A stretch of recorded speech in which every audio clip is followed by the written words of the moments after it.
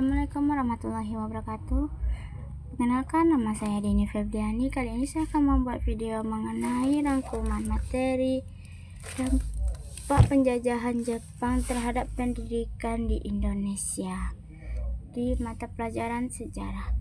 Kebijakan pendidikan masa pendudukan Jepang di Indonesia pada tahun 1942 sampai 1945 sangat penting untuk diteliti disebabkan masih minimnya penelitian terkait topik yang dikaji. Kebijakan pendidikan masa pendudukan Jepang di Indonesia tahun 1942 sampai 1945 hingga sekarang masih ada dari penerapan kebijakan yang diserap dan diterapkan di bidang pendidikan masa kini melalui hasil penelitian.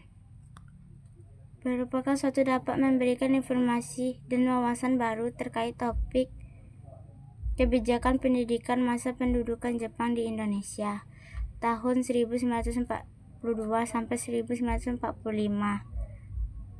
yang sangat berguna untuk proses pembelajaran. Permasalahan dalam penelitian ini antara lain: 1. Mengapa pemerintah mendudukan Jepang melakukan perubahan kebijakan pendidikan di Indonesia tahun 1942 sampai 1945.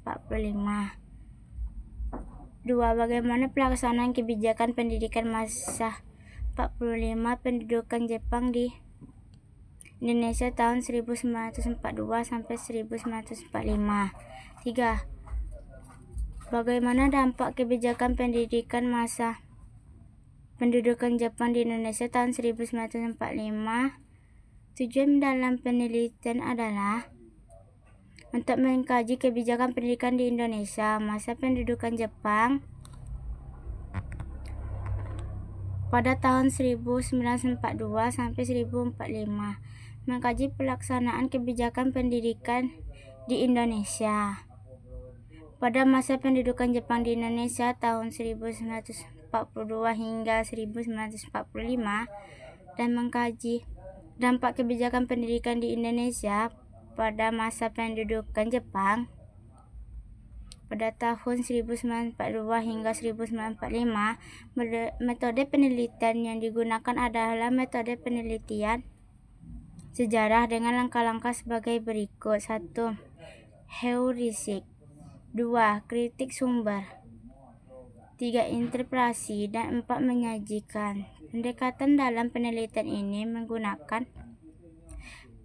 pendekatan antropologis pendidikan serta teori yang digunakan dalam penelitian ini adalah teori instrumen simbolik dari Erving Goffman. Simpulan penelitian sebagai berikut. 1. Perubahan kebijakan masa pendudukan.